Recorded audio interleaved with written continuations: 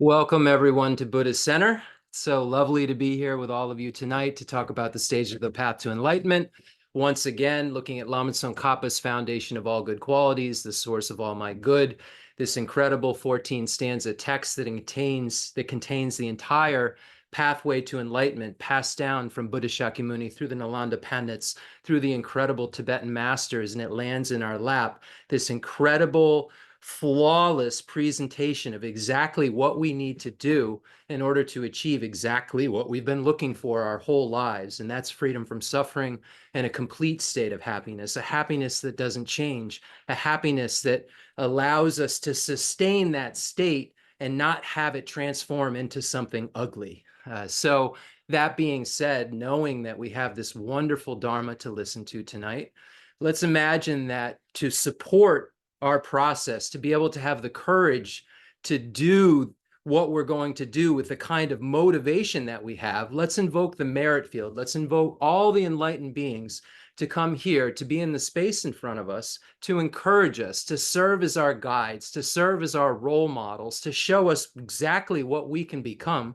So we then sustain within our own minds this need to generate the mind that aspires to enlightenment, to generate bodhicitta, the mind that wishes to become a Buddha for the sake of all sentient beings. This beautiful mind that's the only entrance to the Mahayana. This is the most magnificent motivation that any of us can set in anything that we do in our lives that's beneficial. When we say we're doing this in order to become a Buddha for the sake of all sentient beings, this imbues everything that we do with the highest motivation possible, the motivation to become a Buddha. And when we become a Buddha, we fulfill all of our own needs and all of sentient beings' needs. So let's imagine in the space in front of us, those beings who've already transformed their minds, transformed minds just like our minds. But their minds, just like our minds, were impure.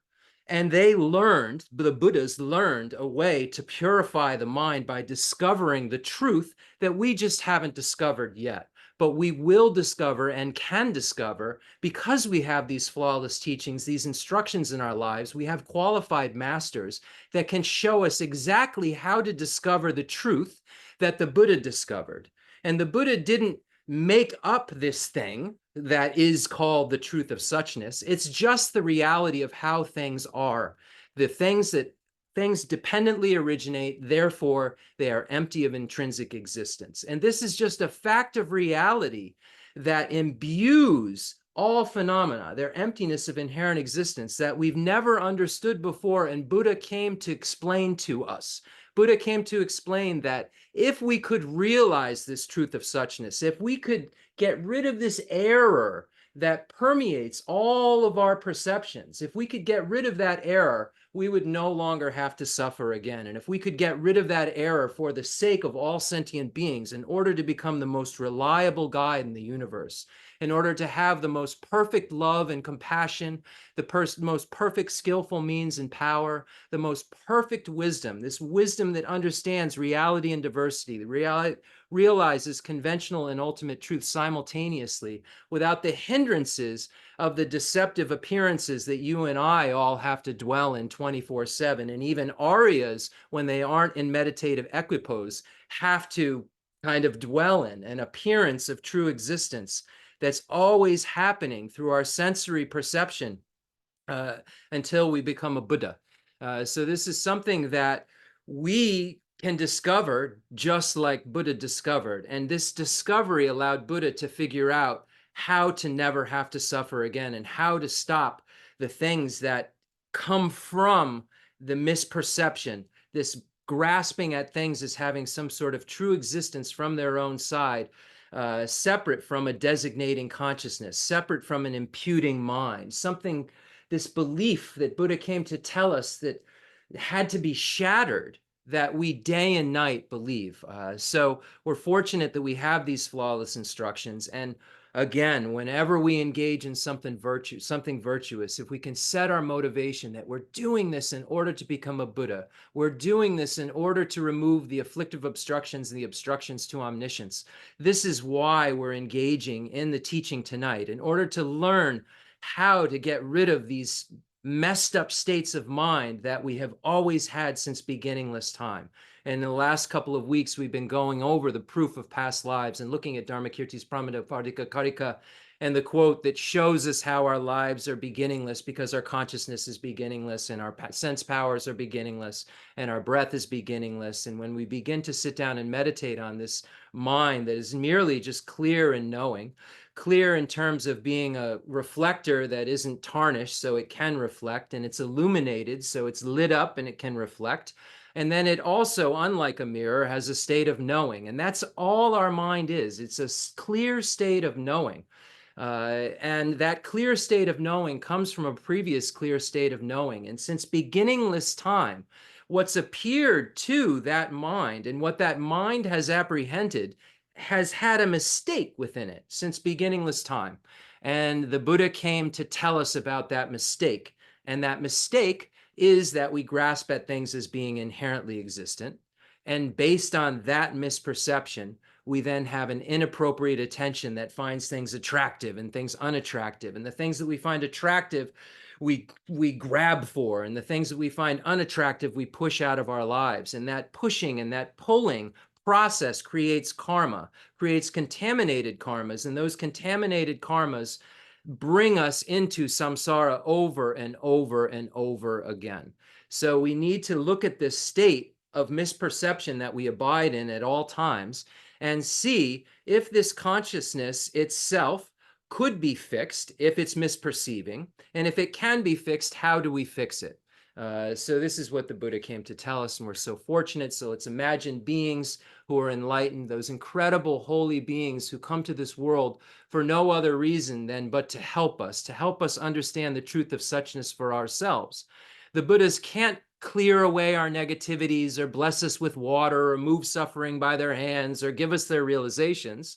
The Buddhas teach us the truth of suchness. Our lamas teach us the truth of reality. And it's then our job to then apply this reality that we've been taught to our daily lives. Sit down on our meditation cushion and engage in ultimate analysis and see if what the Buddha said about the self of person and self of phenomena is true or not. This is for us to discover. This isn't to be given to us because it can't be given to us. The Buddhas have so much love and compassion. If they could just give us realizations, they would have done it a long time ago and samsara would be completely empty. But we see that there are beings all around us suffering, and we are suffering day and night and not getting what we are looking for. And when we look at what the Buddha stated suffering is, we come to find out that we're suffering in ways that we never even looked at before in our lives. We have 8 types of suffering: the suffering of birth, aging, sickness, and death, the suffering of meeting with the unpleasant and being separated from pleasant things, the suffering of not getting what we want, and the suffering of these appropriated aggregates, this body and mind we're thrust into that's contaminated, this contaminated, forceful kind of experience that's brought on by contaminated karmas, afflictions, the active seeds, and driven by the self-grasping ignorance that I began speaking about, that the Buddha came to tell us is the problem with everything that we kind of have in our lives. And this is why we're not satisfied. So let's imagine that those holy beings like Buddha Shakyamuni, His Holiness the Dalai Lama, Chen Rezig our world is in the space in front of us, imagining beings like Namgyal Khensa Geshe Wandak Rinpoche, Demolocho Rinpoche, Khensa Lobsang Gyatso Rinpoche, the Geshe Lobsang Gompo Rinpoche. These are all teachers, my root lamas, who I've been so connected to and spent so much time with. The great masters in our world right now, like Geshe Dorje Damdu Rinpoche and Umzala Geshe Aga Rinpoche. And we've been so blessed to have all these incredible Western scholars like Lama Alan Wallace and Jeffrey Hopkins to be so kind, to take so much time to try to make us understand these teachings so that we can also discover these incredible truths that they've been able to discover because of putting in the effort, because of putting in the studies, not because of being lazy, not because of, kind of doing Buddhism or doing buffet Buddhism or learning a little of this and a little of that and then having something interesting to talk about. They learned an entire integrated path and applied it to their lives and produced results in their mental continuum. So imagine beings like this in the space in front of you, all of these types of beings that are so holy that that just care so much about us. Imagine they're looking into our eyes with immense love and compassion. If you've ever been around His Holiness the Dalai Lama or any of these incredibly realized lamas, you'll see that they look into your eyes in a different way than other people do. And that's because they truly put your needs before their own. We put our needs before everyone else in the universe. The Buddhas and Bodhisattvas put others' needs before their own. Look at the difference, as Shantideva says in the Guide to the Bodhisattva's Way of Life. The self-cherishing attitude that is kind of pushed around by the self-grasping ignorance that's at the root of all of our problems. These two things come together and act as our biggest enemies that we've ever not known that we have. The true enemy, when we look at all of these things that disgust us and we say this person's bad and that person's bad, the true enemy is the affliction in our mind that grasps at things as being truly existent. The true enemy of those we find distasteful is the afflictions. We should be mad at the afflictions, and the only way we can really combat afflictions is to take care of our own afflictions and help beings to understand the truth of suchness in order to get rid of their own afflictions. So if it's afflictions we don't like, then becoming a Buddha is the business that we should be in. So imagine these holy beings that have come to this world to do nothing but be kind to us and teach us, are there to energize us and be our role models so that then we can have the strength in the next moment to bring all sentient beings here and begin to familiarize our minds with the kinds of states of mind that we will always have and will actually be real for us. So imagining, again, this merit field in front of us, the holy beings of the extensive deeds lineage passed down from Buddha Shakyamuni to Lord Maitreya and Master Asanga, etc. The beings of the profound view lineage passed down from Buddha Shakyamuni to Arya Manjushri and Arya Nagarjuna, etc., and all those holy beings. The beings of the lineage of blessings passed down from Vajradhara to masters like Saraha and Matripa, etc. Imagining all of the holy beings of the old Kadampa lineage, imagining Drone Tompa, the master Drone Tompa is passing down the Lamrim lineage that he received from Lord Atisha, the great Nalanda master. And imagine these beings are all in the space in front of us.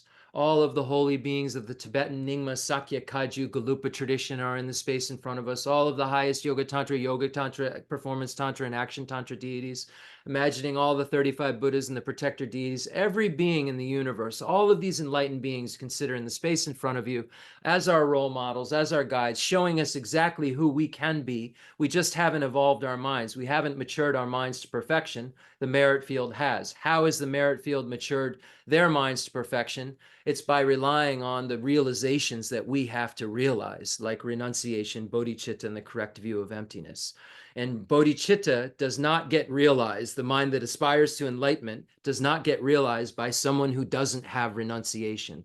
So all of these realizations serve as foundations for us to be able to have the highest amount of mind and eventually the highest realization of Buddhahood. And the highest mental motivation that we can have, as I said before, is bodhicitta, wishing to become a Buddha for the sake of all sentient beings, wishing to become the kind of being that's the most reliable guide in the universe, that's the true teacher, the true one gone to bliss, the true protector, our protector. What is the Buddha here to protect us from? Protect us from the fears of cyclic existence, the fears of the 8 types of suffering, the 6 types of suffering, the 3 types of suffering. All of these types of suffering that we have to endure, we will be thrust into again and again and again if we don't get this right and we don't discover what these holy enlightened beings have discovered. And they've all done so by realizing these pathways that we talk about over and over and over again of renunciation, bodhicitta, and the correct view of emptiness. And then specifically, bodhicitta is the only entrance into the Mahayana, the vehicle that leads to complete Buddhahood. So in order to become a Buddha, we have to make our minds more and more pliable. We have to get our minds more and more, first like bodhisattvas, and then actually become bodhisattvas, and then traverse the bodhisattva path of accumulation, preparation, seeing, meditation, and no more learning. so that we can then be the most reliable guides in the universe. So tonight we're imagining that we have this mind and we're trying to set our motivation. May I become a Buddha for the sake of all sentient beings. I'm here doing all of these practices, listening to this teaching in order to become a Buddha for the sake of all sentient beings, in order to be kinder, in order to be more loving, and eventually in order to be the most reliable being in the universe, the reliable one who teaches that which can lead you to your own discovery of freedom from suffering and complete bliss. So again, the way that we mature our minds is by creating a mental basis. We have the physical basis for achieving the mind that aspires to enlightenment because we're in among the 6 realms of cyclic existence. But the mental basis is a little different. We need to mature that and make that ripe to the point where we can actually generate the mind that aspires to enlightenment. So let's imagine that we're bringing all sentient beings here to be our guest, to be able to hear these teachings, to be able to discover this truth of suchness, to be able to hear exactly what it is that they need to hear, to be able to evolve to the next step of their spiritual path. Because we're giving a teaching for beings of 3 capacities tonight, teachings for beings of small, medium, and great capacity. And this encompasses every type of spiritual path that's necessary to go from the beginning of spiritual practice to Buddhahood. So this is the kind of information that we're speaking tonight, and this is the information that all sentient beings need. And when you become a Buddha, which you will become, when you become a Buddha, you'll be able to actually connect with every single sentient being in the universe. And you'll be able to connect with them because of practices like this, imagining that you're connecting with every single sentient being in the universe. All composite things are impermanent. All contaminated things are of the nature of suffering.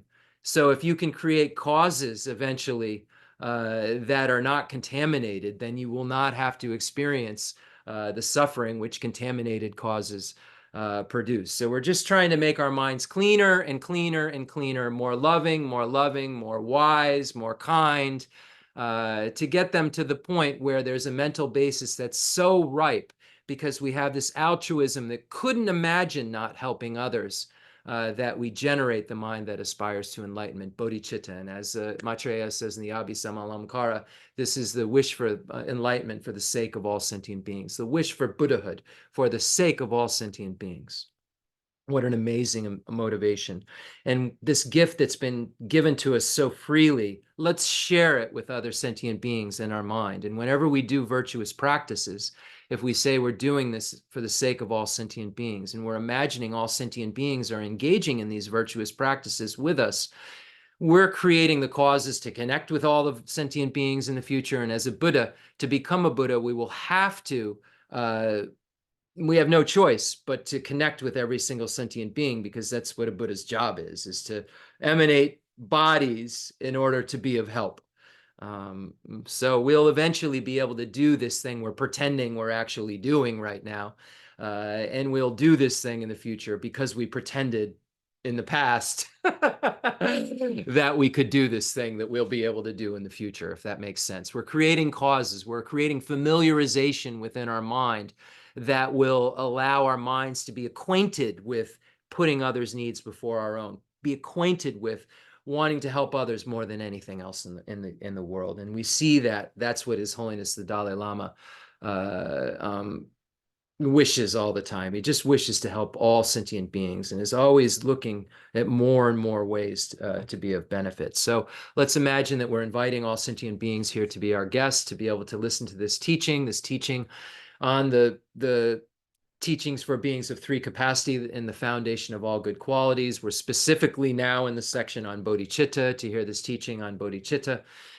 So imagine that you're bringing first all of your close loved ones in, because it's so easy to do so. And then imagine you're bringing strangers in and see how your mind reacts. See if it's reacting differently, because you'll never, ever, ever be able to get real love and compassion with bias. So if your mind, when you start to try to invite strangers in, doesn't have the same zest that it does when those people that we're so attached to, when we start to want to bring them in to help them, oh, I want them to have happiness and I want them to be free from suffering. We get to strangers, we start to want to stretch out a little bit. We aren't so rushing to get them here, and then we get to those that we find distasteful, then that's where the rubber meets the road, and we see if our mind has bias or not. When we try to invite those, we find we have a difficult time within our lives, or those we would even call our enemies. When we try to invite them in, if there's any kind of reluctance, we see that our mind is still saturated with bias, and that without equanimity,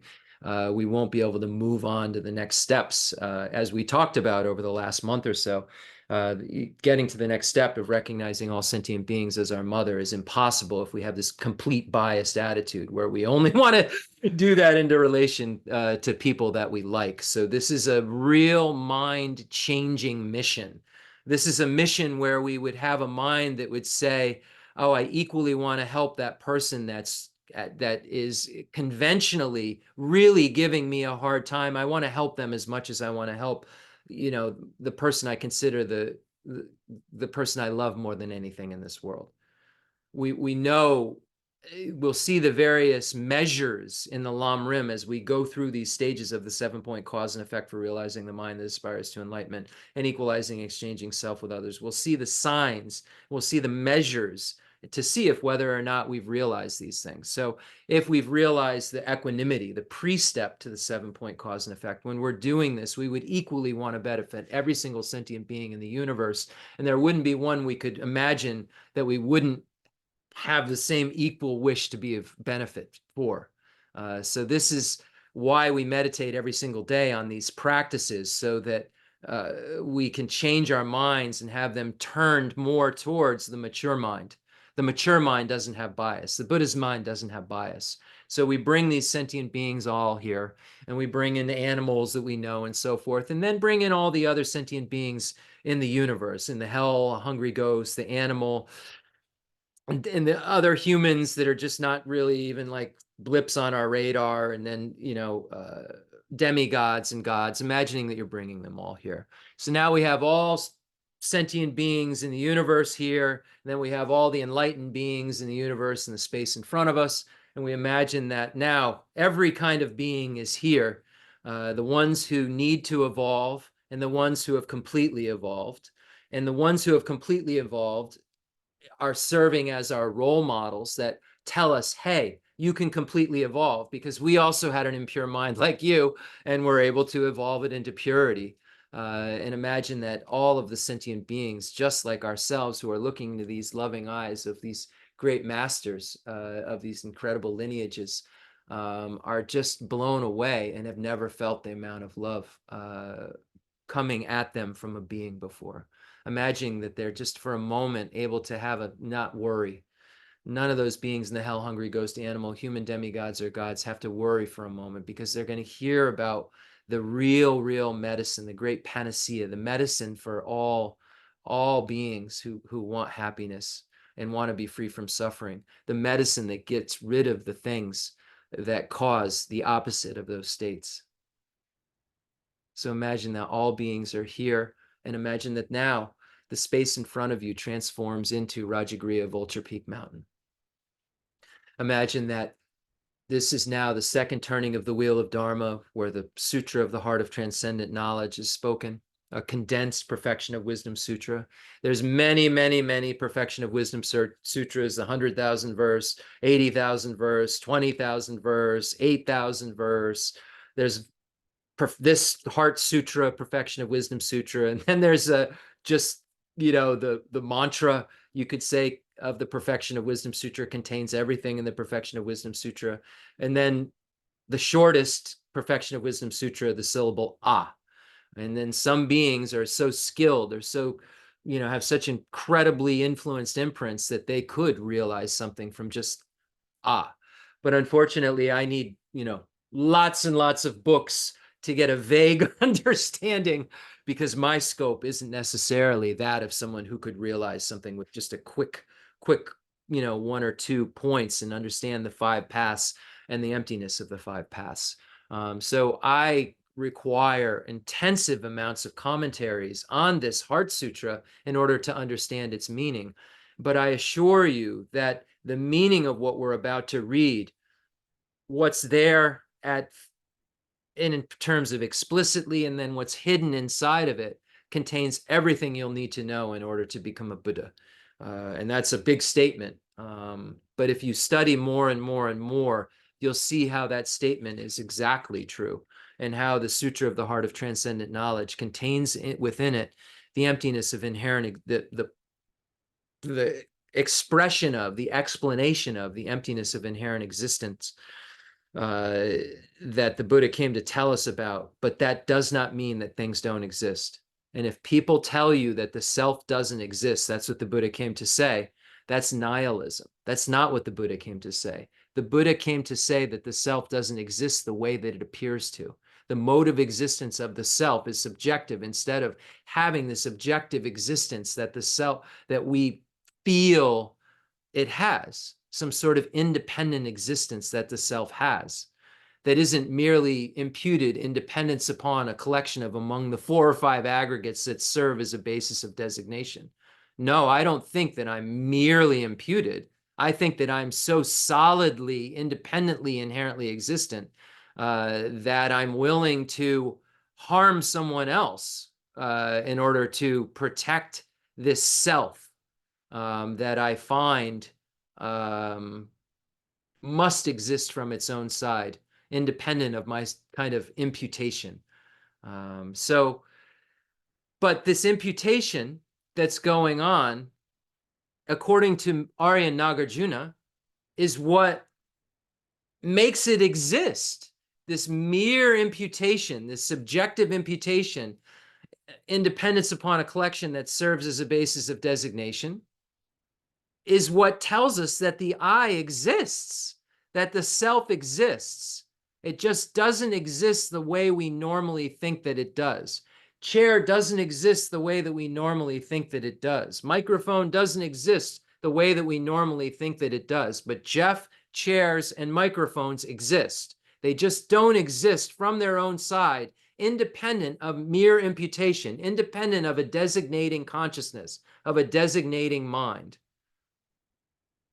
We feel that these things hold up, that the designated objects like flowers and microphones and trees and chairs hold up in terms of the way that they appear to us to exist from their own side, independent of a designating consciousness.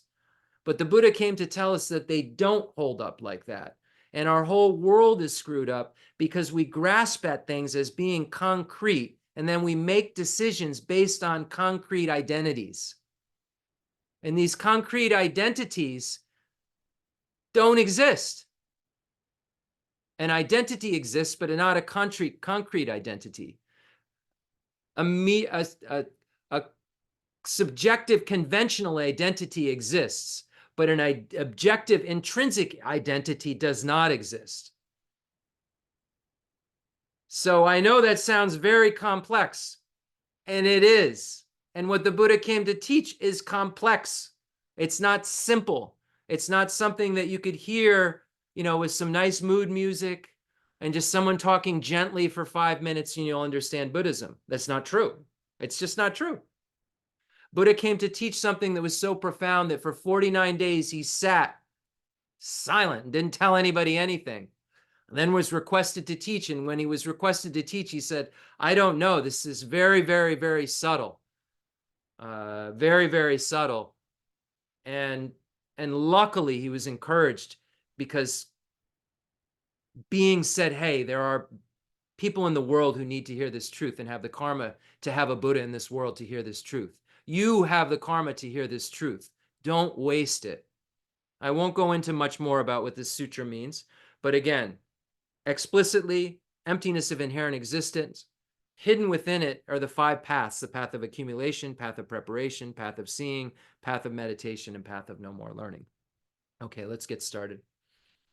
Again, imagining that you and all sentient beings are reciting this together, along with the kind of cast of holy characters in the Heart Sutra: Buddha Shakyamuni, Chenrezig, and Shariputra. So imagine that this whole thing is going on and you're reciting this along with these holy beings, and that they're leading you in this prayer. So the Buddha Shakyamuni, Shariputra, and Chenrezig are leading you, and you're saying it, and you're leading all sentient beings, and they're being led by the Buddhas. Imagine this beautiful landscape in your mind. Make it matter. Make it mean something. Don't make it stagnant. Don't make this philosophy just something that you learn, you can stack up in your mind, you can sound impressive to others with. If that's your goal, there's a bunch of impressive things you can learn about physics and all these different theories out there, and you can really sound very, very fancy. But if your goal is to end suffering and your goal is to become as happy as possible, you're going to need to understand these complex things, because we have a very complex mess within our mind that has to be undone. And complex things were never, ever undone simply. Complex problems usually need a variety of solutions in order to be fixed. So I encourage all of you to start fixing, because these teachings really do work, and they don't work overnight. But when you come into contact with beings like the beings we're mentioning in the merit field, like His Holiness the Dalai Lama and Geshe Dorje Damdo Rinpoche and Umzala Geshe Aga Rinpoche, you'll know that there is something that the Buddha Dharma has to offer that, if you haven't been impacted by beings like this and haven't been in the room with someone like His Holiness, when you do, you will know what I'm talking about. You will know exactly what I'm talking about. And so we can all become holy like these beings. We just haven't put in the work yet. The Sutra of the Heart of Transcendent Knowledge. Thus have I heard once the Blessed One was dwelling in Rajagriha at Vulture Peak Mountain, together with a great gathering of the Sangha of monks and a great gathering of the Sangha of bodhisattvas. At that time, the Blessed One entered the samadhi that expresses the Dharma called profound illumination. And at the same time, noble Avalokiteshvara, the Bodhisattva Mahasattva, while practicing the profound Prajnaparamita, saw in this way. He saw the five skandhas to be empty of nature. Then, through the power of the Buddha, Venerable Shariputra said to noble Avalokiteshvara, the Bodhisattva Mahasattva, how should a son or daughter of noble family train who wishes to practice the profound Prajnaparamita? Addressed in this way, noble Avalokiteshvara, the Bodhisattva Mahasattva, said to Venerable Shariputra, O Shariputra, a son or daughter of noble family who wishes to practice the profound Prajnaparamita should see in this way. Seeing the five skandhas to be empty of nature. Form is emptiness, emptiness also is form, emptiness is no other than form, form is no other than emptiness. In the same way, feeling, perception, formation, and consciousness are emptiness. Thus, Shariputra, all dharmas are emptiness. There are no characteristics, there is no birth and no cessation. There is no impurity and no purity, there is no decrease and no increase. Therefore, Shariputra, in emptiness, there is no form, no feeling, no perception, no formation, no consciousness, no eye, no ear, no nose, no tongue, no body, no mind, no appearance, no sound, no smell, no taste, no touch, no dharmas, no I, dhatu, up to no mind, dhatu, no dhatu of dharmas, no mind consciousness, dhatu, no ignorance, no end of ignorance, up to no old age and death, no end of old age and death, no suffering, no origin of suffering, no cessation of suffering, no path, no wisdom, no attainment, and no non-attainment. Therefore, Shariputra, since the bodhisattvas have no attainment, they abide by means of Prajnaparamita. Since there is no obscuration of mind, there is no fear, they transcend falsity and attain complete nirvana. All the Buddhas of the three times, by means of Prajnaparamita, fully awaken to unsurpassable, true, complete enlightenment. Therefore, the great mantra of Prajnaparamita, the mantra of great insight, the unsurpassed mantra, the unequaled mantra, the mantra that calms all suffering, should be known as truth, since there is no deception. The Prajnaparamita mantra is said in this way. Te ata om gate gate, paragate, parasangate, bodhisoha. Thus Shariputra, the Bodhisattva Mahasattva, should train in the profound Prajnaparamita. Then the Blessed One arose from that samadhi and praised noble Avalokiteshvara, the Bodhisattva Mahasattva, saying, Good, good, O son or noble family, thus it is, O son or noble family, thus it is. One should practice the profound Prajnaparamita just as you have taught, and all the Tathagatas will rejoice. When the Blessed One had said this, Venerable Shariputra and noble Avalokiteshvara, the Bodhisattva Mahasattva, that whole assembly in the world with its gods, humans, asuras, and Gandharvas, rejoiced and praised the words of the Blessed One. Gala jebe ne jo damba ne ngu she du ju nga yi du do jen zhu ba ba la ma yi bu jin zi nie zong gan zhu zu la xia zi lo ga sa ma ra da shan da ra sa ma ra ga sa ma ra da.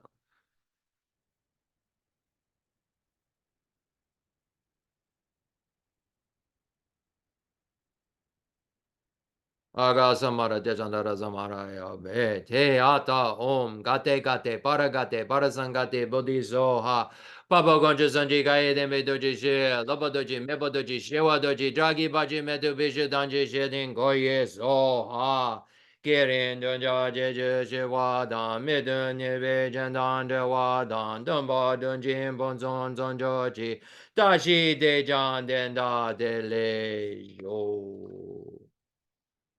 The fundamental ground is scented with incense and strewn with flowers, adorned with Mount Meru, the four continents, the sun, and the moon. I imagine this as a Buddha land and offer it. May all sentient beings enjoy this pure realm. Holy Lamas high, wrap the sky of your Dharma bodies in massive clouds of knowledge and love, and let them pour upon the earth of your disciples, as we are ready, a shower of rain, the teachings deep and wide. I send forth this jeweled mandala to you, precious Guru. I take refuge until I am enlightened in the Buddhas, the Dharma, and the Sangha. Through the merit I create by teaching the Dharma, may I attain Buddhahood for the sake of all sentient beings. I go for refuge until I am enlightened in the Buddhas, the Dharma, and the Sangha.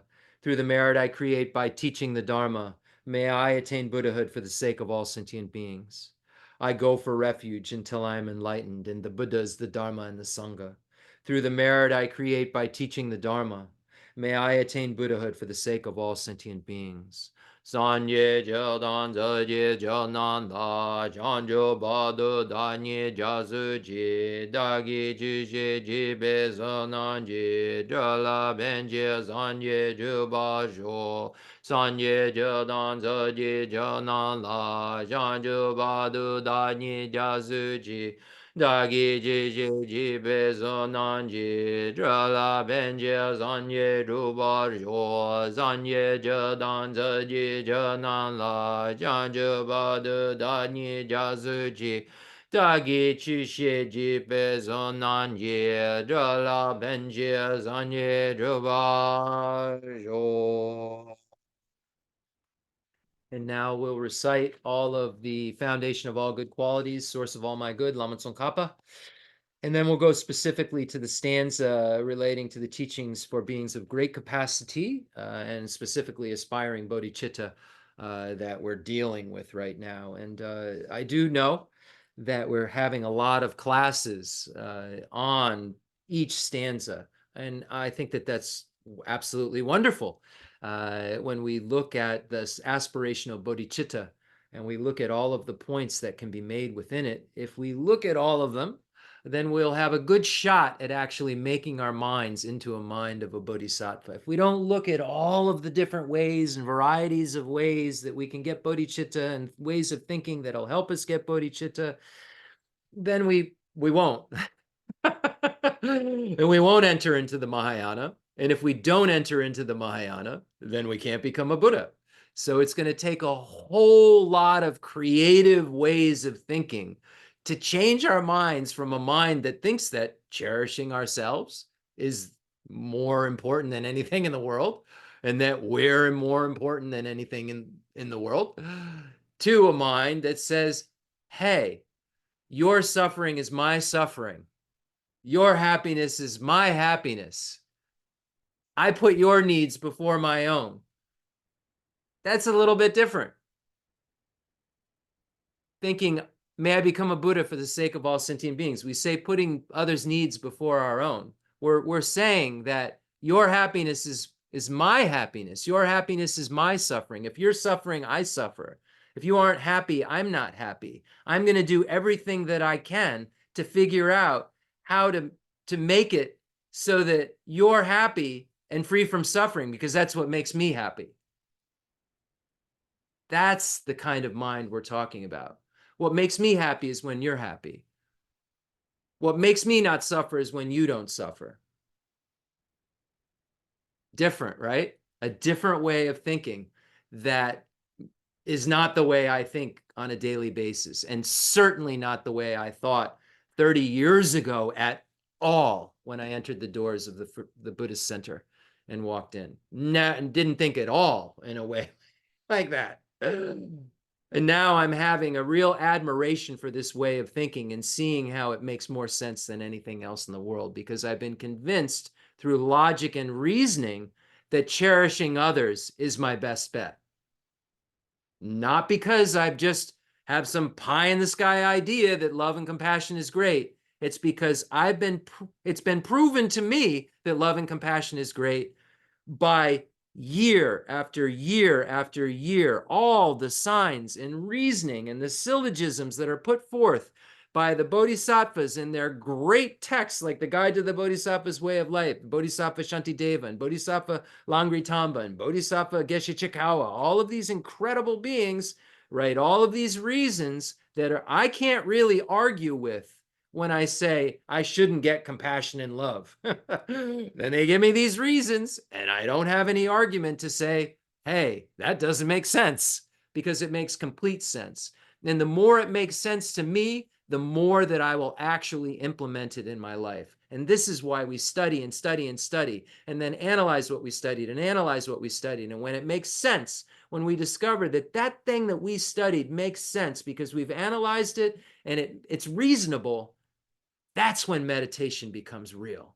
That's when we're really changing our minds in a way that will be forever.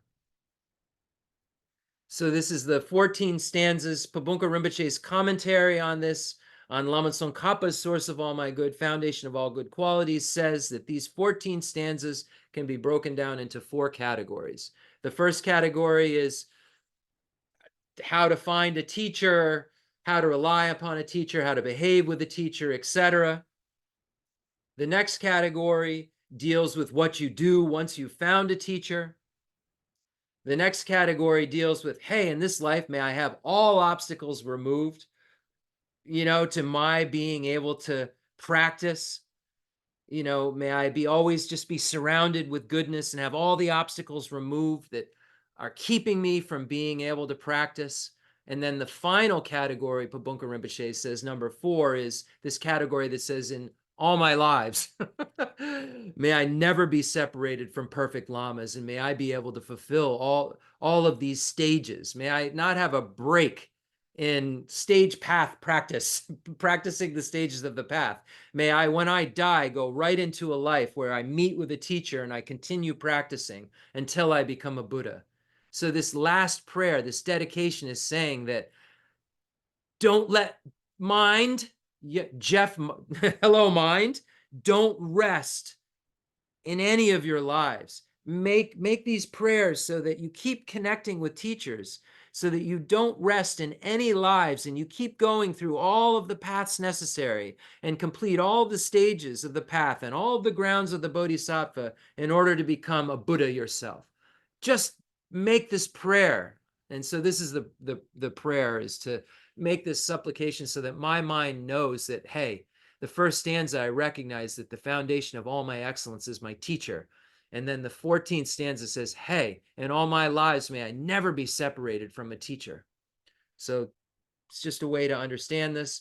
And this text contains everything that Buddha ever taught to make one's mind evolved. It's just summarized in it. And you start to pluck out the meanings, you'll find all of the teachings of Sutra and Tantra contained within this text. The source of all my good by Lama Tsongkhapa. The source of all my good is my kind Lama, my Lord. Bless me first to see that taking myself to him or her in the proper way is the very root of the path, and grant me then to serve and follow them with all my strength and reverence. Bless me first to realize that the excellent life of leisure I found just this once is ever so hard to find and ever so valuable. Grant me then to wish and never stop to wish that I could take its essence night and day. My body and the life in it are fleeting as the bubbles in the sea froth of a wave. Bless me first thus to recall the death that will destroy me soon, and help me find sure knowledge that after I have died, the things I've done, the white or black, and what those deeds will bring to me, follow always close behind, as certain as my shadow. Grant me then ever to be careful to stop the slightest wrongs of the many wrongs we do and try to carry out instead each and every good of the many that we may.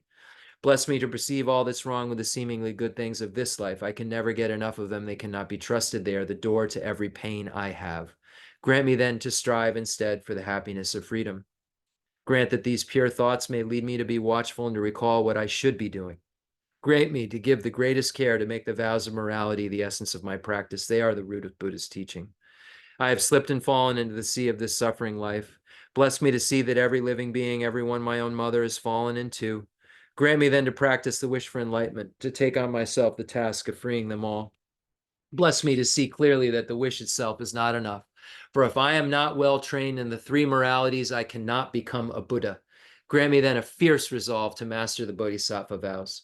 Grant that I may quickly gain the path where quietude and insight join together, one which quiets my mind from being distracted to wrong objects, the other which analyzes the perfect meaning in the correct way. Grant that once I've practiced well the path shared and become a vessel that is worthy, I enter with perfect ease the way of the diamond, highest of all ways, holiest door to come inside for the fortunate and good. Bless me to know with genuine certainty that when I've entered thus, the cause that gives me both the high attainments is to keep my pledges and my vows most pure. Grant me then always to keep them, even if it costs my life. Bless me next to realize as well as I can the crucial points of both the steps, the essence of the secret ways. Grant me then to practice as the holy ones have spoken, putting all my effort in and never leaving off the practice of the 4 times, highest that there is. Bless me, grant me that the spiritual friend who shows me this good road and all my true companions in this quest live long and fruitful lives. Bless and grant me that the rain of obstacles, things within me or outside me that could stop me now, stop and end forever. In all my lives, may I never live apart from my perfect lamas. May I bask in the glory of the Dharma. May I fulfill perfectly every good quality of every level and path and reach then quickly the place where I become myself, the one who holds the diamond. All right. So let's move right into the section that we've been looking at. And for anybody who is new, who's watching this for the first time, who wants to go back and watch some of the videos, they're all on YouTube. Buddha's Center YouTube page. There's like 170 or something teachings on there, and you'll find a lot of introductory material that I don't go over anymore in terms of the 7-point Vairocana posture, in terms of breathing meditation, in terms of the merit field, in terms of developing equanimity and so forth. So I think that if you're interested in what I'm speaking about tonight and some of the points I'm not going to get into detail about tonight might be helpful for you to know. So if you go to the Buddha's Center YouTube page, you'll find it there. It's on just one word, Buddha's Center, just like the other kind of platforms. And we're under Tara Mantra on the Facebook platform. And the reason for that is that Namgyal Khyentse Geshe Wandak Rinpoche lived with us the last couple of years of his life. And we made a page because it was during COVID to let people know. We were meeting outside sometimes, and we would let people know on this Tara Mantra Facebook page that Rinpoche would be giving a talk outside on our deck or, at a park up the street. And then it became a memorial page for Rinpoche. And Rinpoche, at the end of his life, asked me to continue his teachings. I'm very blessed and humbled by that. But he asked me to continue the Lamrim teachings. That's why I'm here talking away to you all. It's out of the request of my kind Root Lama, who I spent half of my life with, and I feel so fortunate to be blessed by. Yeah, I miss Khyentse Geshe Wandak so much. But anytime I talk about these teachings or meditate on these teachings, he's right here because everything I know about this came from him and the other kind lamas that I study with now. So we're at this stanza that says, I've slipped and fallen into the sea of this suffering life. So we've, up to this point, looked at the teachings shared in common with beings of small and medium capacity and learned that, hey, I have all of these types of suffering that I'm just learning about. And I had no idea I had. I knew I had gross suffering. I knew I had like headaches and broken arms and people died and stuff.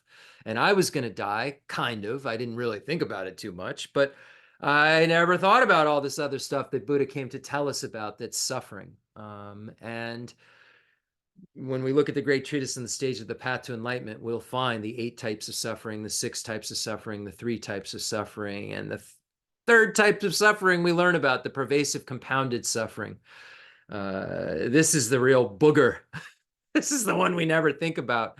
This is the fact that we're being forced again and again and again into among 4 or 5 aggregates, usually bodies, sometimes, just consciousness ways of being, but we don't make this choice. We're forced because of our contaminated karmas, afflictions, and corresponding active seeds driven by our ignorance. We're forced again and again and again into states that we didn't choose. And a lack of freedom, a lack of choice is suffering.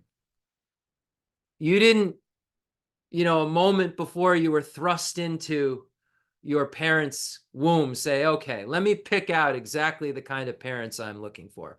Hold on. Just before I'm thrust into a womb, let me just think about this. I would like, a parent who has like this kind of quality and a parent who has that kind of quality. No, we were forced into an existence, and luckily we got one that was pretty good because we met with the Dharma. But what's next? Are you so confident that this next thrusting that's going to be brought about by how you're thinking when you're dying? How do you think you'll be thinking when you're dying? Thoughts of peace, love, compassion, going for refuge?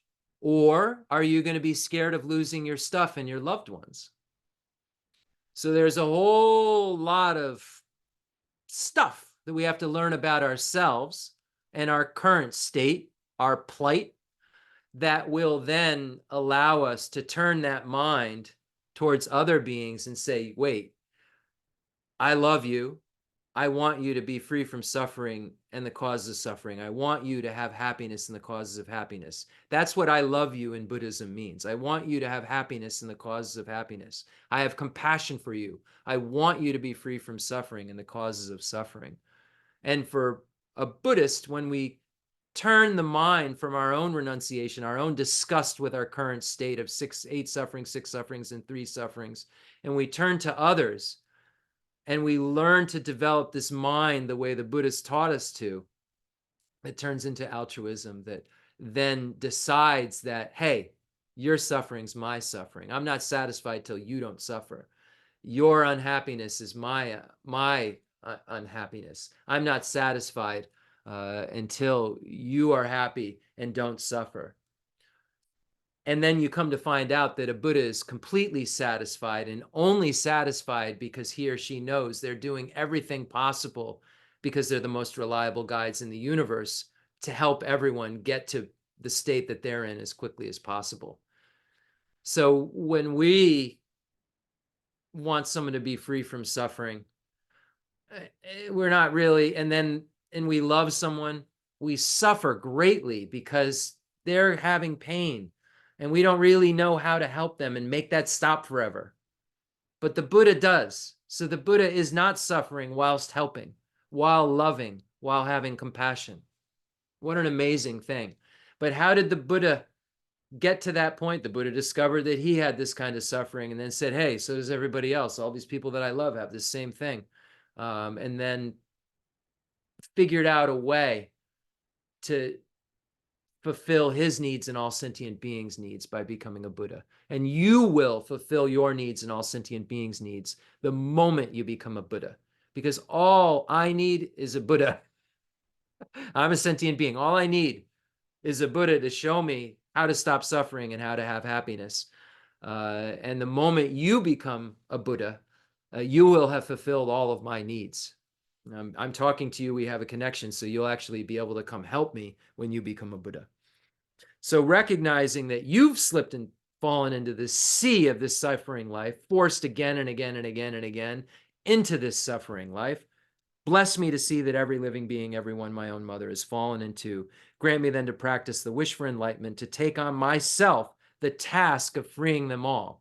I won't be satisfied until samsara is empty. Your suffering is my suffering. Your happiness is my happiness. Not that I feel it we have separate mental continuums, separate consciousness.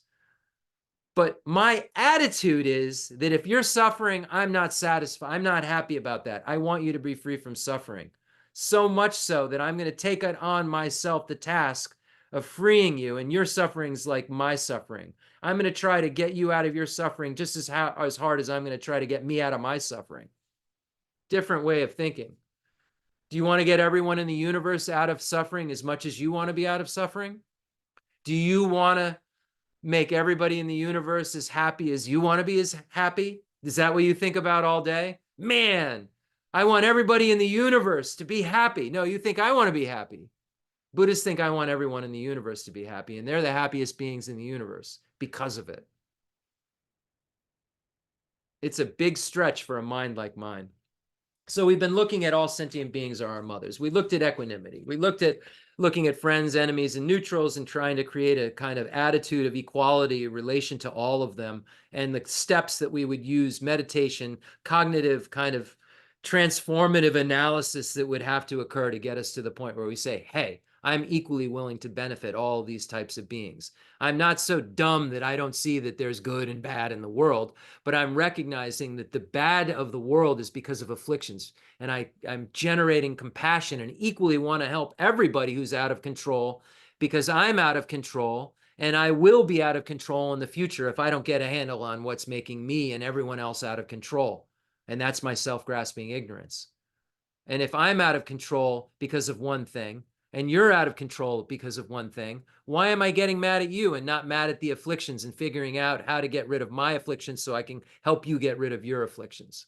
Really, really the wisest way to go about this stuff. So we recognize that it makes sense to equally want to benefit all sentient beings. And in a minute, this one application that only lets me go for an hour is probably going to click off. And I see a lot of you are watching, and I'm sorry about that. If I can try to extend it, I will when it comes to say, hey, you have 2 minutes left, but I've never been successful in extending the time period. So, yeah, I apologize for that. And as I said, you can find these teachings on the YouTube channel on Buddhist Center download. So we were looking at a lot of different texts, but we'll just bring you right to where we are. So we're looking at the recognition that all sentient beings have been your mother. All sentient beings are your mother is the conclusion we're hoping to come to. So we see that Dharmakirti's Pramanavartika Karika puts a point down that's necessary for us to understand if we're going to even begin to get this. We have to understand our lives have no beginning, that our mind has no beginning. If we don't establish that we have beginningless lives and beginningless minds, this idea that all sentient beings are our mother or have been our mother, however you would like to state it at this moment, is silly. It's silly to say such a thing. It only makes sense if there are previous lives. So according to the great masters, to realize bodhicitta and to really, really have an understanding of this, because some would say that the 7-point cause and effect is kind of the foundation for equalizing and exchanging self with others. Not that you can't practice them separately, but some great masters would say that this is really a foundation that makes that other practice work better. The 7-point cause and effect for realizing the mind that aspires to enlightenment. So gracefully passed down from Buddha Shakyamuni to Lord Maitreya and Arya Asanga. We're so fortunate that Arya Asanga put in 12 years in a cave to be able to meet with Maitreya and bring these teachings to us.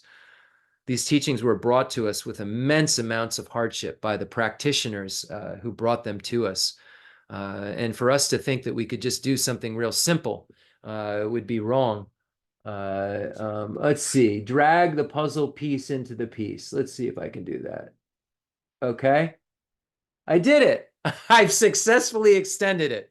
Okay, so so we learned that this moment's consciousness comes from a previous moment's consciousness that comes from a previous moment's consciousness. When we were looking at Pabunka Rinpoche's liberation in the palm of your hand, we posited that. So we were now looking at Panchen Losang Yeshe's second Panchen Lama or fifth Panchen Lama, depending on how you count them.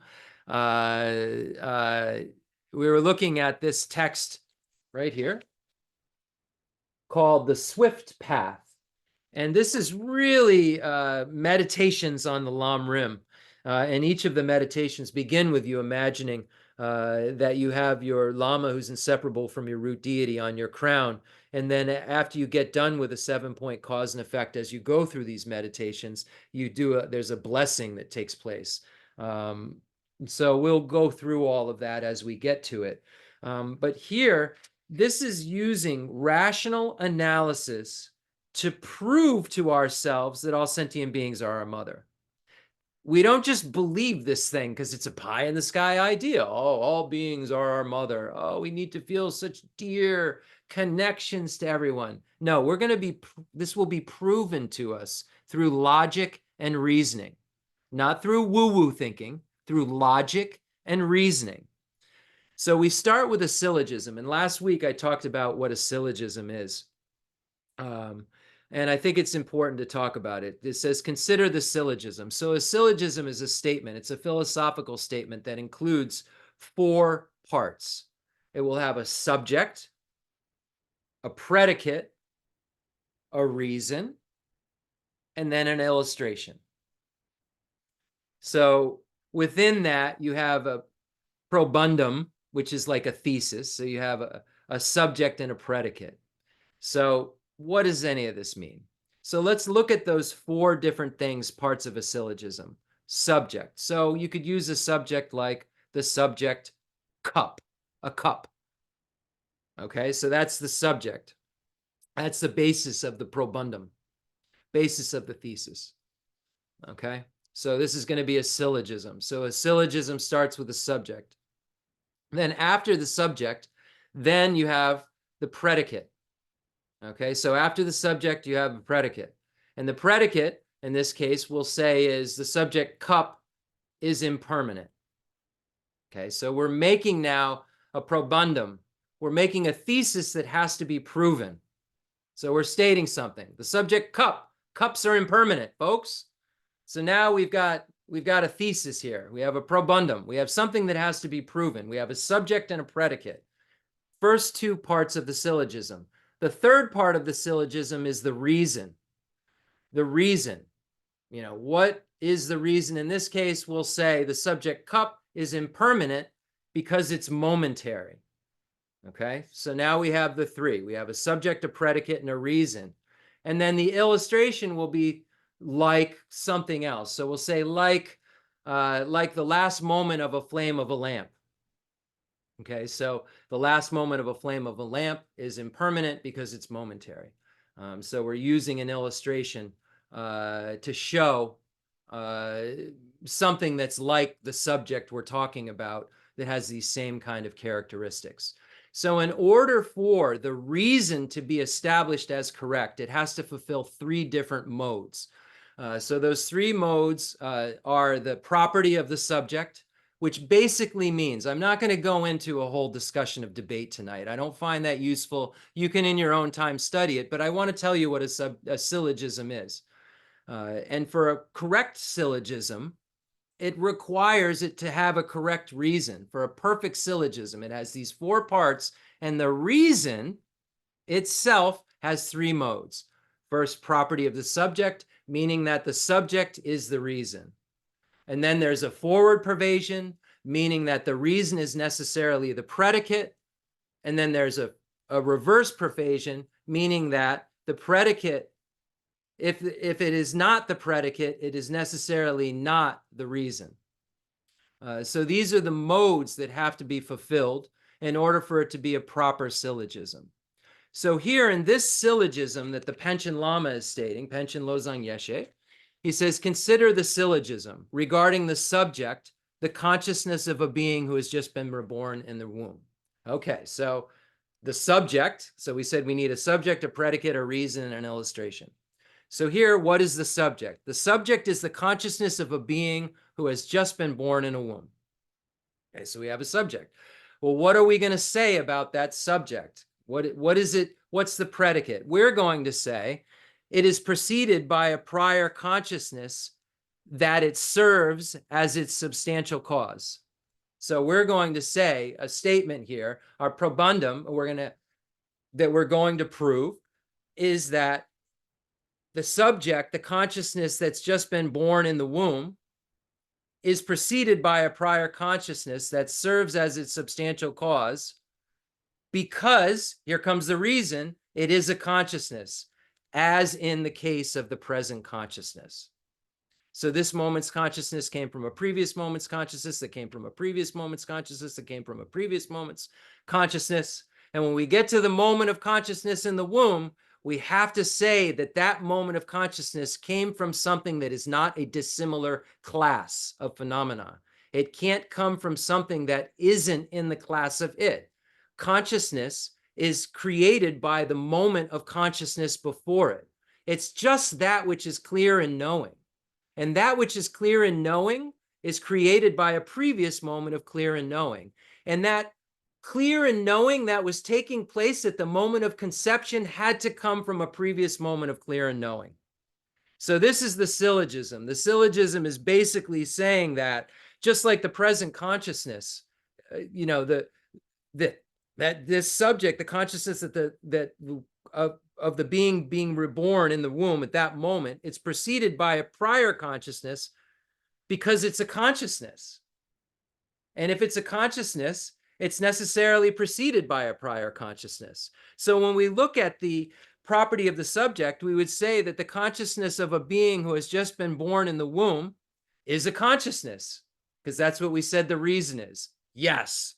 Okay, so if it's a consciousness, is it preceded by a prior consciousness that serves as its substantial cause? Yes.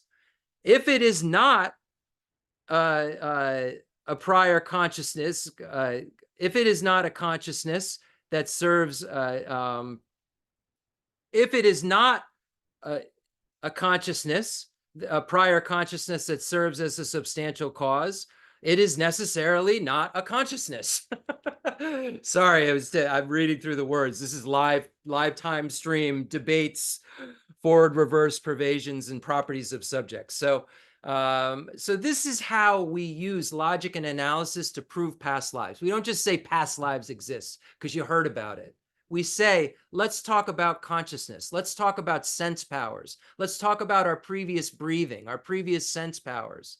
Where is the thing that's allowing for eye consciousness? What's powering my eye consciousness? Did that power come from something that's of a dissimilar class, or must it have come from something that had the potential to be a sense power? Could this breathing in and out come from something other than air breathing in and out, something subtler than air? Could it come from something of a dissimilar class, or must there have been something that was potentially of a similar class to it, the prior moment to breathe, our first breathing that a science would say happened? We have to look at these things. We have to question it. And this is what we're doing. This is what Panchen Lama is doing. And this is looking like it's a big debate that's going on between Panchen Lama and some other people, but this is for our minds. This is what we believe. These are the misconceptions we need to stomp out. The Panchen Losang Yeshe is so kind to us to show us what's in our mind and then how we fix what's in our mind and prove to our minds that way we think's wrong. With that as the basis, you should meditate thinking all sentient beings without exception have been my mother, because in dependence on the reasoning above proving consciousness is beginningless, one proves that there's no beginning to samsara. And when we've been born in the egg and from a womb, we've had mothers in every single life, and there's nowhere we haven't been born, and there's no being we haven't been born from, multiple times, according to logic and reasoning. So let's keep rolling with the logic. So it says in the Panchen Losang Chuji Jetsen, that's the previous Panchen Lama to this Panchen Lama. So if you're counting, Panchen Losang Chuji Jetsen can be the first Panchen Lama or the fourth Panchen Lama, depending on how you enumerate Panchen Lamas. So the first Panchen Lama has a melodious speech of Losang's assertions. Losang is Losang Drapa, Lama Tsongkhapa. So the melodious speech of Losang, Lama Tsongkhapa's assertions, responses to sincere queries.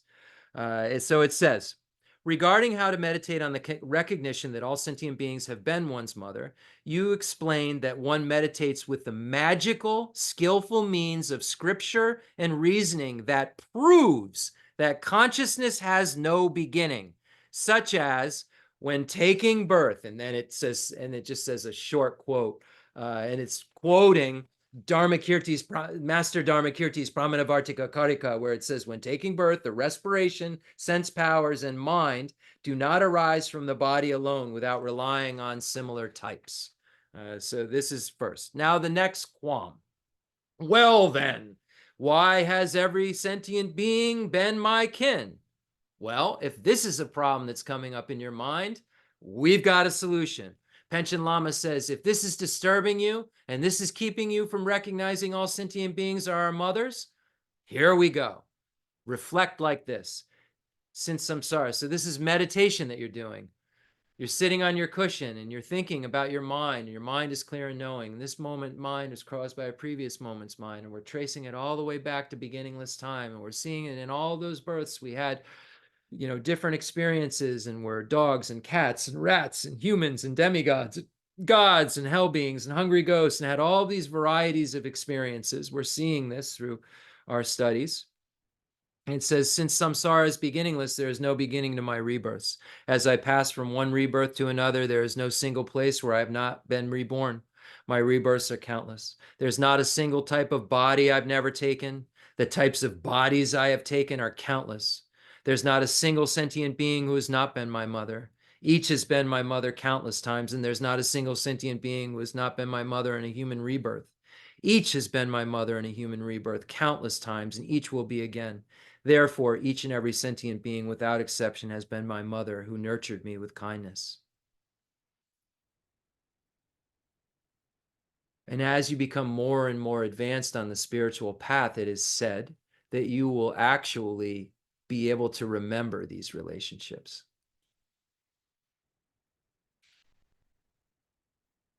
So now's the next objection. So now we've clarified, well, why is every sentient being been my kin? Well, here's the next thing that I might think. Since there are countless sentient beings, not all sentient beings have been my mother. You said they're countless. And when we use this word countless, it's a number we can't even imagine. It's so high. So it's a bad kind of, because the Buddha can count sentient beings. So when we say countless, it's kind of I don't know.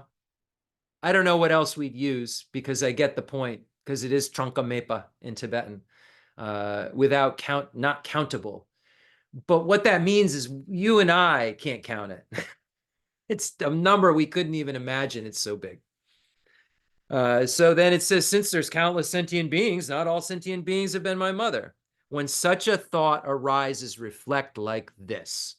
Just because there are countless sentient beings does not mean that all sentient beings have not been my mother. Just as sentient beings are countless, my rebirths are countless too. Therefore, each and every sentient being without exception has been my mother. So these are really medicinal meditations. If you do them in this way, if you allow, even if they seem a little bit silly, allow your mind to do this exercise of going back and going back. And then thinking about all of these beings and these relationships, and thinking about the varieties of karmas and the variety, how many causes you've created today that could project a complete rebirth. How many causes you've created today that could complete and fill in the details of a rebirth that will be so different than the one that you just had. When we look at karma and its results. Here comes the next objection. Well, since I and all sentient beings do not recognize each other, they can't have been my mother. And it is not the case. Since I and all sentient beings do not recognize each other, they have not been my mother. There are many cases of mother and child not recognizing each other even in this same lifetime. If they get separated at birth, these things happen. I know people who've been adopted and later gone on to meet their actual birth parents. They would have not known them. They were in the same town as them at times, probably walked by them and did not know them, did not recognize them. Not a good enough reason. And then there's an example of a nun named Utpala Navarna. It's from a sutra. We'll look it up. Let's make sure we know.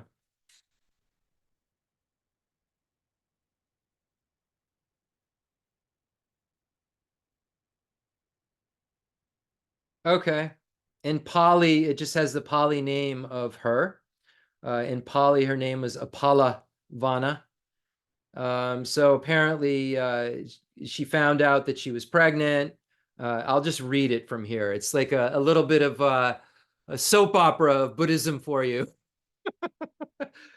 So she finds out she's pregnant, and accusing her of infidelity, her mother-in-law chases her out of the out of her home because her husband is away on a long business trip. And then later, she gives birth to a son, but he's stolen by an evil merchant. So she's has a child out of wedlock, runs away, has the child, and then this child is stolen by an evil merchant. And then she's taken in by kind of a bad robber chief person with whom she has a daughter. And one day she injures her daughter by mistake and fears that the robber is going to get mad and then flees him.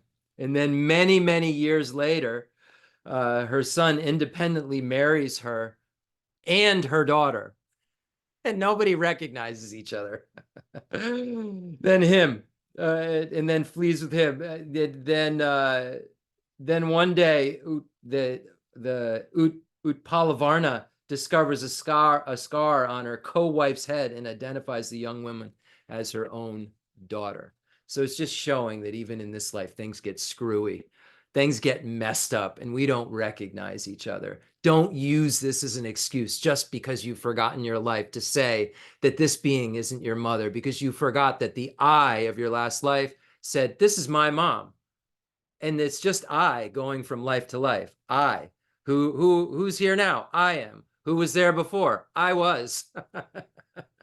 I just wasn't named Jeff, but I was there. It's a continuum of rebirth. It's a continuum that serves as a basis of designation for the designated object, I. Wow. Since I and all sentient beings don't recognize each other, that's not a good enough reason. And then we find the quote, he eats the flesh of his mother, of his father, hits his mother, cradles in the lap his evil-doing enemy. The wife gnaws at the bones of her husband, and the events in samsara are a joke. And we remember this from the uncertainty of karma in the 6 sufferings section, where we find this story. And I think it's worthwhile going over. It's a story where it's told in different ways at different times, but the Arya Muligyana, Muligyana, I can never say the name very well, who's known for his kind of clairvoyant powers, is going on an alms round in Magadha, going around and encounters a householder who's cradling a child in his lap, eating a fish, and throwing the bones at a black dog. Mugyana, who was the foremost in psychic powers among the disciples of Buddha, saw that the fish was actually the father of the householder in a past life. He used to fish at the pond behind his house, and due to attachment to his son, was reborn among the fishes in the pond. The dog was actually the mother of the householder in a past life.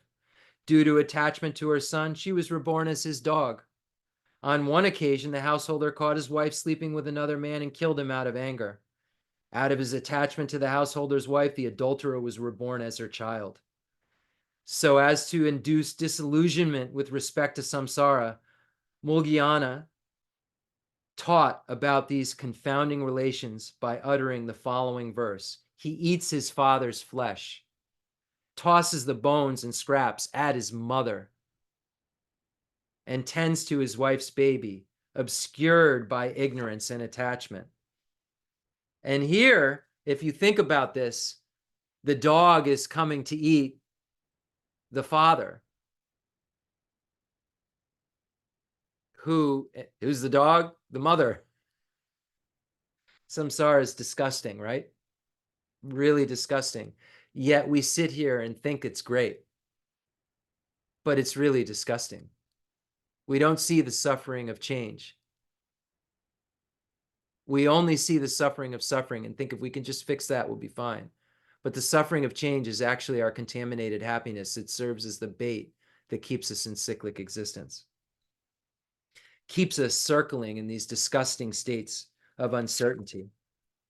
And then we'll finish this here. All sentient beings have been my mother in previous lives, but it's incorrect to consider them as such now, as those instances have passed. Like, that's before. Why am I worrying about it now? I believe they've been my mothers in previous lives, but that was then. This is now.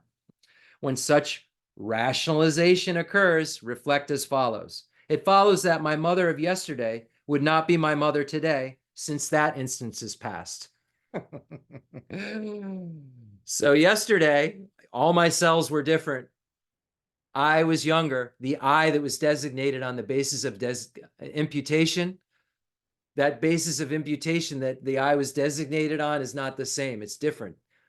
That I, which is a non-associated compositional factor, the person,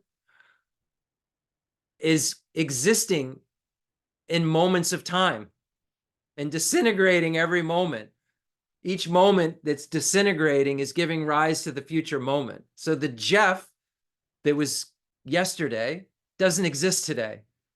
So if I had a mother yesterday, then I would say she's not my mother today because it's not the same Jeff. So this is the kind of logic and reasoning that they're using. My mother of yesterday would not be my mother since that instance is past. Therefore, there is no difference between my mother of yesterday and my mother of today, and their being my mother. There is no difference between them in their nurturing me with kindness. So yesterday, I was merely imputed on this continuum of consciousness that's beginningless. Just like my last life, I was merely imputed on a continuum. Independence on a continuum, imputed.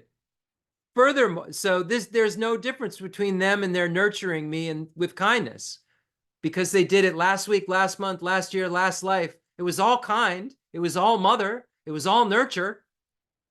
Furthermore, if a ruler spares my life and then a year later spares my life again, apart from the mere difference in time, one being earlier and the other later, there's no difference between those two instances in kindness. One is just one being great and the other small. Similarly, there is no difference between my mother of a previous life and my mother in this life, and their being my mother.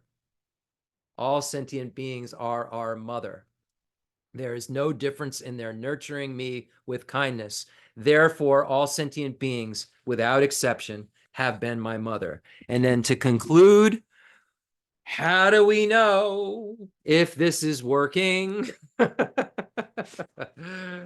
Well, Pabunka Rinpoche says, after training yourself in this topic that we've gone over for like 3 or 4 classes, and we've looked at Lama Tsongkhapa's Great Treatise on the Stage of the Path to Enlightenment, where he refers to Arya Asanga's levels of yogic deeds, where Arya Asanga refers to the sutra, and we looked at the Lankavatara Sutra, the descent into the Lanka Sutra. We looked at the third Dalai Lama's Essence of Refined Gold. We looked at His Holiness the Dalai Lama's commentary on that. We looked at Pabunka Rinpoche's Liberation in the Palm of Your Hand. And now we've looked at Panchen Losang Yeshe's text. So I feel good about having completed recognizing all sentient beings are our mother. The first step in the 7-point cause and effect for recognizing the mind that aspires to enlightenment. So we'll learn what the other steps are in the next classes. So if we've realized this, equanimity, and then this one step, what will occur? After training yourself in this topic for an extended period of time, years, not a week, oh, and it didn't work, not an 11-day retreat, not a 7-day retreat, years, every day. After training yourself in this topic for an extended period of time, you will develop an attitude that is a sign you have achieved a true realization of how all sentient beings are your mothers. Whenever you see even an ant or a small bug, you will react spontaneously and intensely with this thought: when I was a child of this sentient being, I had to rely on her completely for all my happiness and well-being. Wow. We are fortunate We are in the kind of group of folks in the entity of sentient beings that we can say are the most blessed in the universe to have access to these teachings. Please, please don't waste your time. Don't waste your time with partial instructions and just kind of buffet Buddhism and kind of like what sounds neat for the day and with some kind of water trickling and running, incense running, and really no meaning being presented. And usually like a good amount of money for the ticket to get into those things with all of that healing going on when nothing's being healed. Nothing. If you're not working on self-grasping ignorance, if real, according to Shantideva, realizing emptiness is the only way to freedom, what else do you have to do? Outer mandala offering. Thank you so much for your kind listening. The fundamental ground is scented with incense and strewn with flowers, adorned with Mount Meru, the four continents, the sun, and the moon. I imagine this is a Buddha land and offer it. May all sentient beings enjoy this pure realm. I dedicate whatever virtues I have collected for the benefit of the teachings and of all sentient beings, and in particular for the essential teachings of Venerable Losandrapa to shine forever. I send forth this jeweled mandala to you, precious Guru.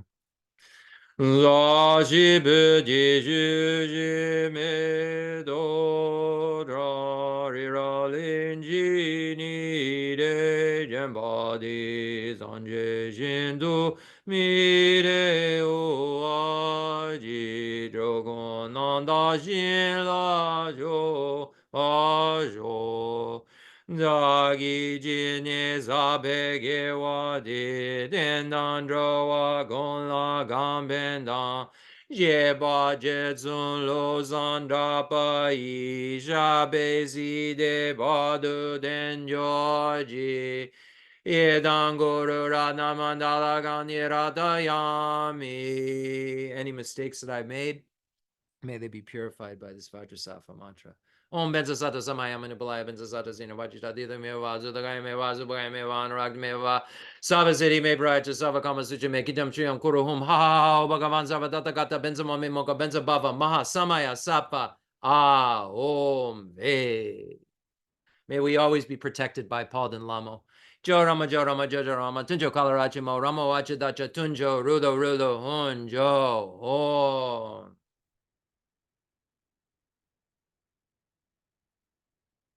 I dedicate all this virtue to emulate the knowledge of the hero Manjushri and likewise Samantabhadra as well, with whatever dedication is praised as supreme by all the conquerors who traverse the three times. I also dedicate all my roots of virtue for the sake of auspicious deeds. And a long life prayer for His Holiness the Dalai Lama, Lord Chenrezig, right in our world right now, breathing the same air as us, passing down the Nalanda tradition and reinforcing the need for us to study the Nalanda tradition. And I encourage you, if you don't know what that is, look it up and learn about masters like Arya Asanga and Arya Nagarjuna and Arya Master Chandrakirti and Master Buddha Palita and Master Arya Deva and Master Shantideva and Master Basubandhu. Learn about these incredible masters and Lord Atisha. They really present the truth of suchness in a way that can make your mind change forever. And I hope that you take it that seriously, because the Buddha didn't come to this world to tell us like how to have a good day. He knew that we could never have a good day in samsara. He told us how to have a real good day, and that would be to get out of samsara. How to have a realist best day would be to get out of samsara as a Buddha, to achieve a non-abiding nirvana, where one becomes the most reliable guide in the universe. And we're fortunate to have reliable guides like that in our world, like His Holiness the Dalai Lama. In that pure land surrounded by snowy mountains, you are the source of all benefit and happiness, all powerful Avalokiteshvara, Tenzin Gyatso. Please stay until samsara's end. And the prayer of supplication to my root Lama, Namgyal Khentsur Geshe Wandak Rinpoche, who passed away now almost 3 years ago. I can't believe it. March 6th will be 3 years, and still there isn't a day that I don't wake up thinking about this holy being who changed my life when I met him back in 1997. And he told me that there was a way out of all of my pain. A complex yogi poses as a simple monk. Homage to Khenser Geshe Wandak Rinpoche, our precious spiritual friend who is inseparable from Arya Tara. I fully prostrate, covering as many atoms of the earth as possible to your pure body, speech, mind, and enlightened activities. I offer to you drinking water, bathing water, flowers, incense, candles, scented water, food, and music purified by Om Ah Om, Om Ah Om, Om Ah Om. The rarity of having 1 million wish-fulfilling gems is a common occurrence compared to meeting with a holy teacher like you, who placed the complete path to Buddhahood in our childlike hands. Just like Atisha, who came to Tibet with a lamp to dispel the darkness of ignorance, you, kind abbot, arrived in the West with a lineage purer than a diamond and begged us never to be satisfied with partial instructions. The teachings of the extensive deeds and profound view lineages flowed from your lips like nectar for our ears that elucidated the teachings for beings of three capacities. Now that sound has stopped. All composite things are impermanent. You told us that all of your teachers passed away and understood this sadness, entreating us to continue our studies. The Buddha does not wash away the negativities of beings, nor does he remove their miseries by his hands. His spiritual realizations are not transferred to them. It's by teaching the truth of suchness that beings are liberated. We are not prepared to take this difficult journey to the highest goodness of Buddhahood without your continued guidance. Sadness in our hearts would be too overwhelming. May you swiftly return to this world. Take care of us in all of our lives, wherever we may be, never leaving our hearts and crowns. May all sentient beings perfectly realize renunciation, bodhicitta, and the correct view of emptiness, so they know who you really are. Thank you so much, everyone. Please apply these teachings to your life. I promise that you'll have a more peaceful kind of existence as a byproduct of these teachings. These teachings are meant for us to achieve liberation, to get out of samsara with. But a byproduct of this is we'll be kinder, we'll be gentler. People will be more attracted to that kindness and that gentleness. We'll have more to offer beings because we'll be wiser. So the byproduct will be that we'll be happier in this life. It's for sure. If we're doing Buddhism correctly, our minds will be more peaceful. We'll be able to sit and concentrate longer. We'll be better friends. We'll be better partners. We'll be better all of that. But that's just the byproduct. The product that Buddha came to tell us that we could have in our hands is nirvana. And the Buddha said you can have the best nirvana, and that's called non-abiding nirvana, Buddhahood. And it's all there for all of you to get to. You just have to start practicing. And that's what our teachers did. And that's why I'm so inspired to keep practicing so that I can one day have these realizations and put others' needs before my own without a self-grasping ignorance involved. Thanks. See ya. Take care, everybody.